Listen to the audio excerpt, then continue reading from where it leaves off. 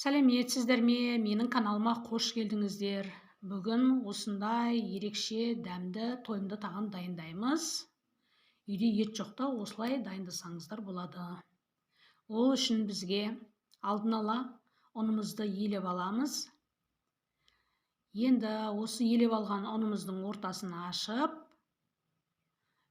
үстіне су құямыз. Суды құймас бұрын ішіне аздап тұз салып, тұзымызды араластырып аламыз. Тұзды көп қосудың қажеті жоқ, шамалы қоссаңыздар болды. Тұзы аз болса, кейін қамырдың жайылуы оңай болады. Енді осылай қолымызбен араластыра отырып, ары-бері араластыра отырып, жұмсақ қамыр илейміз. Қамыр қатты болып кетпесін. Видеоның соңына дейін міндетті түрде көріңіздер. Ұнап жатса пікір жазыңыздар, және каналға міндетті түрде тіркеліп алыңыздар. Күнде жаңа рецепттер салынып жатыр.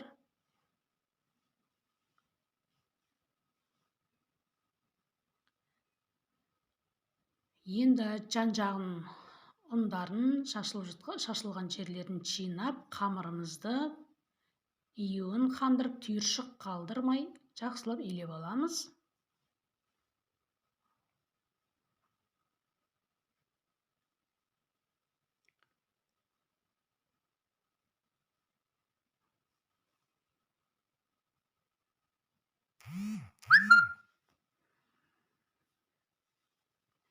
Міне жұмсақтығы осындай болу керек. Енді бетін жауып, қамырдың июі қанғанын күтеміз. Енді оған дейін ортасына салатын салмасын дайындаймыз. Ол үшін бізге 4 жұмыртқа қажет. Мен жарып дайындап қойдым міне.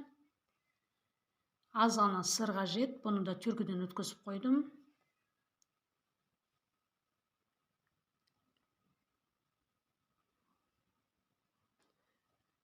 Енді үшінші түріне картошка мен пияз қажет.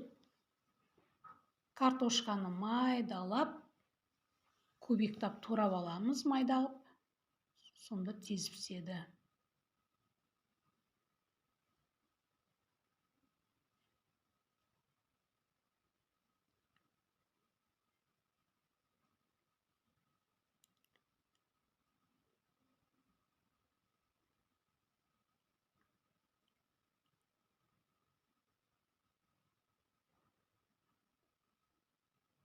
Осындай 3 түрлі салмадан дайындаймыз жұқпа нанымызды.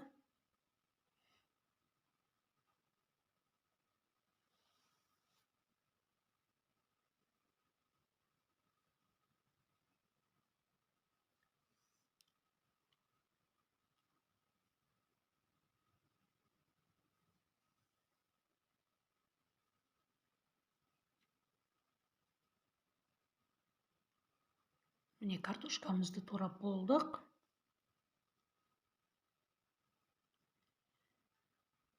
Енді пиязымызды тураймыз. Бұны да майдалап, 4 бұрыштап турап шығамыз пиязды да.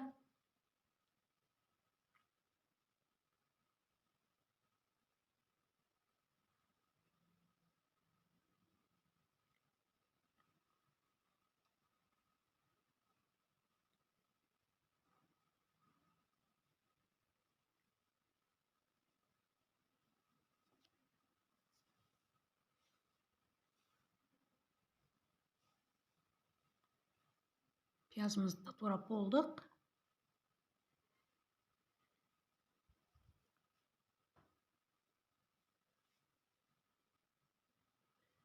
Енді тапамызды алдын ала отқа қыздырып қоямыз. Орташа отқа қоямыз, қатты күйіп кетпеу керек.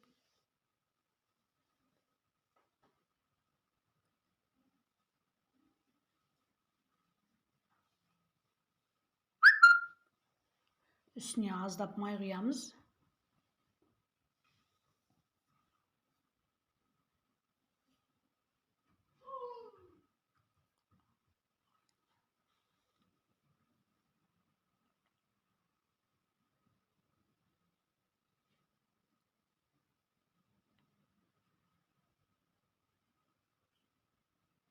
Енді қызған майдың үстіне пиязымызды салып қуырамыз.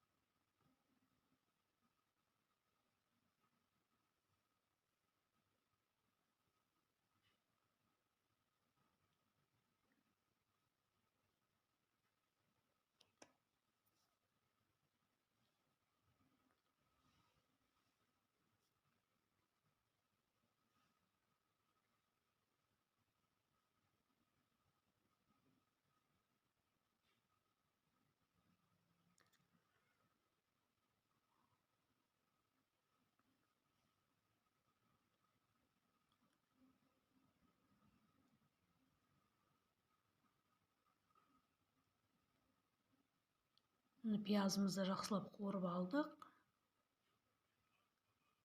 Енді осының үстіне картошканы салып қуырамыз.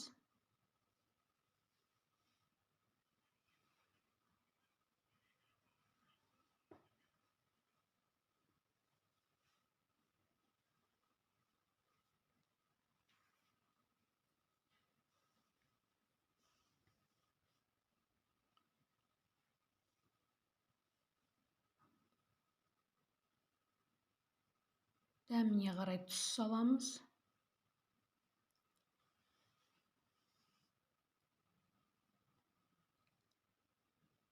Аздап қызыл бұрыш саламыз. Және де қара бұрыш саламыз. Енді бұл өз қалауларыңыз. Ұнатпасаңыздар, салмасаңыздар да болады. Енді барлығын араластырып, шамалы 5 минуттай қуырып аламыз.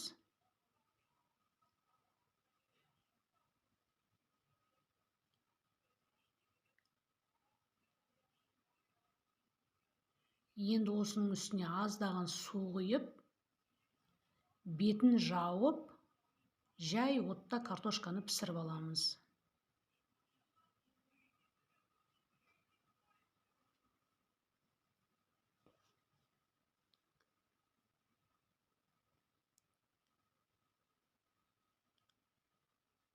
Жұмыртқамызды бөлек қуырып аламыз. Аз ғана майды құйып, қызған майдың үстіне жұмыртқамызды құямыз.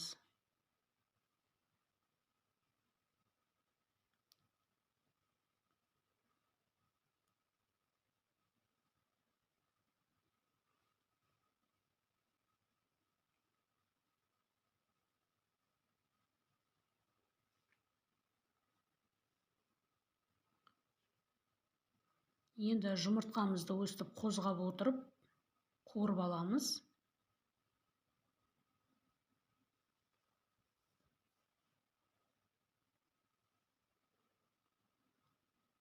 Бұған да тұз себеміз. Дәміне қарай себіңіздер.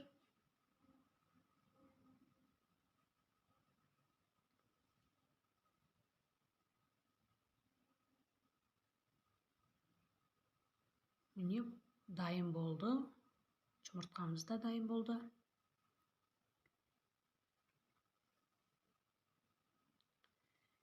Енді ие оғанған қамырымызды алып, майда бөліктерге бөлеміз.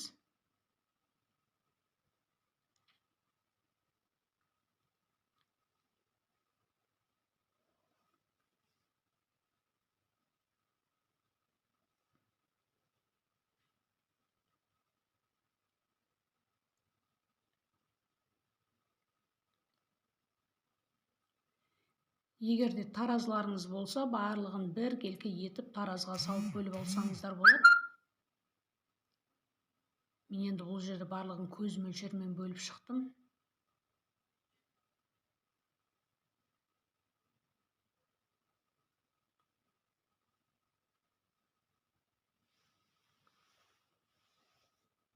Енді бөліп болған қамырларымызды осылай дөңгелектеп формаға келтіреміз.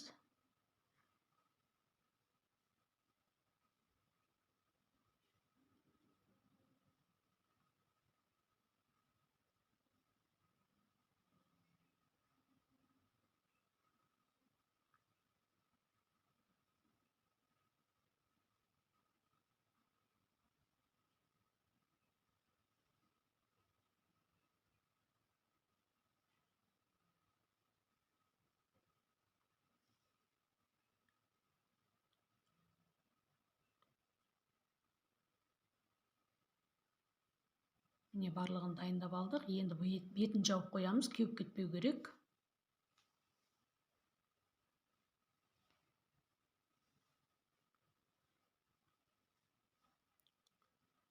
Шетінен керек шелпегімізді алып жая береміз осылай. 10 себе отырып жаямыз.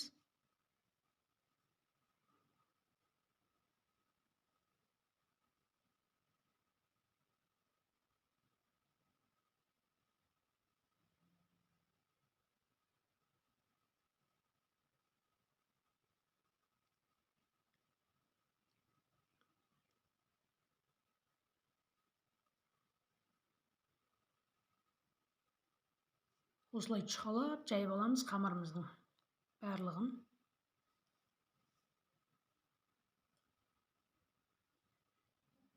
Енді ортасына дайындап алған жұмыртқамызды саламыз.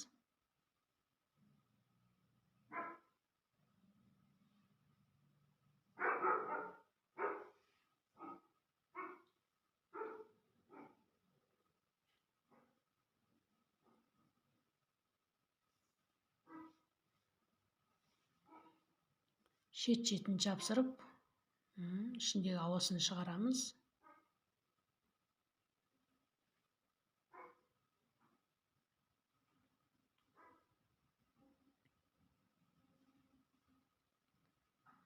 Енді жан-жағын осылай вилкамен басып шықсаңыздар болады.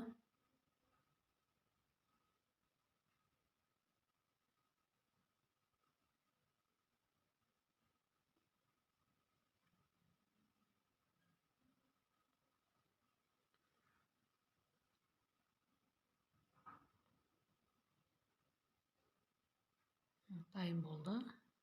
Енді келесі қамырымызды тағы жайып аламыз, 10 себе отырып, осылай шетінен алып отырып жаямыз.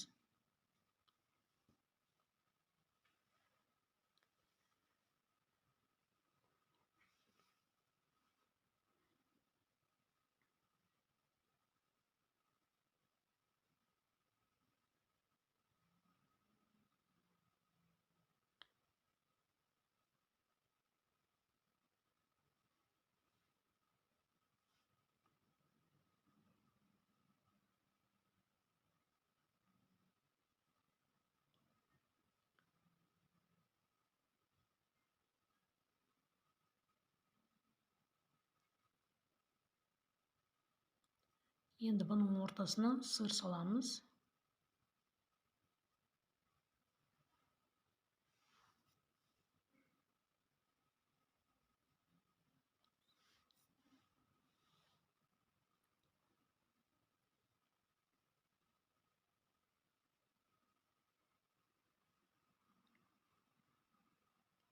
Қамыр жұмсақ болғандықтан шет-шетін жапсыру да оңай.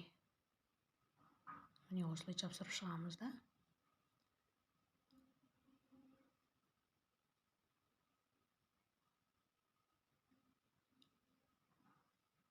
Бұны да вилкамен басып шығамыз.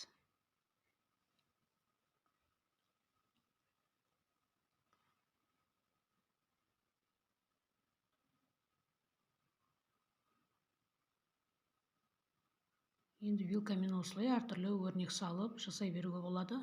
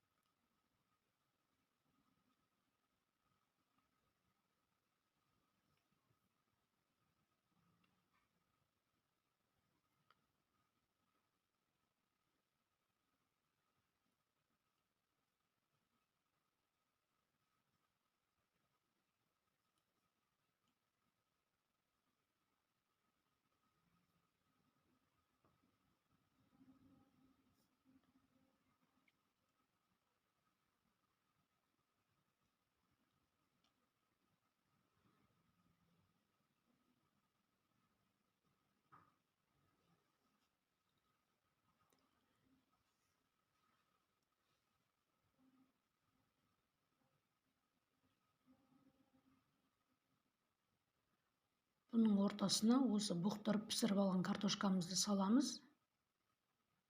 Бізге осылай дайындаған ұнайды. Суға қайнатып езіп алсаңыздар да болады картошканы.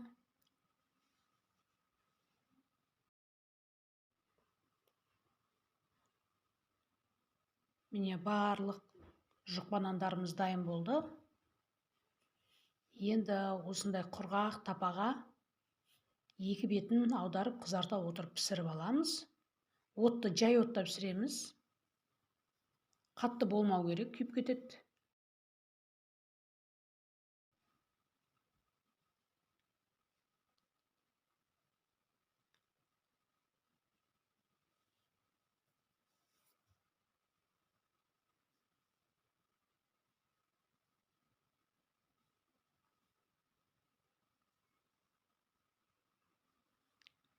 Міне барлығын осылай пісіріп дайындап алдық. Ерекше тағамымыз дайын болды. Мына салмасы жетпей қалған осылай пісіре салдым. Жұқпа нан қылып. Балдар ыстық сүтке салып жеп қояды.